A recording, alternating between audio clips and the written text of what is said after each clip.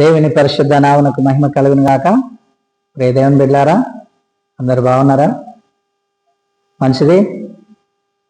ఈ దినం దేవుని వాగ్దానం పరిశుద్ధ గ్రంథంలోంచి యెషయా గ్రంథం 41వ అధ్యాయము 10వ వచనం.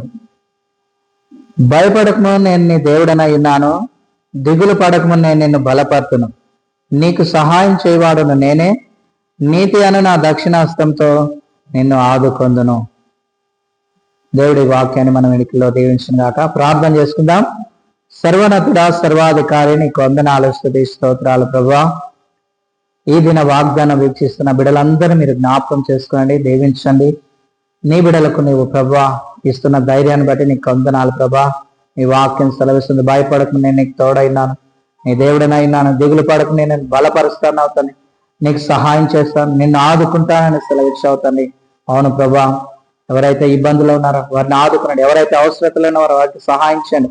ఎవరైతే ప్రభా సమస్యలు ఉన్నారో వారికి సమస్య నుంచి విడిపించండి.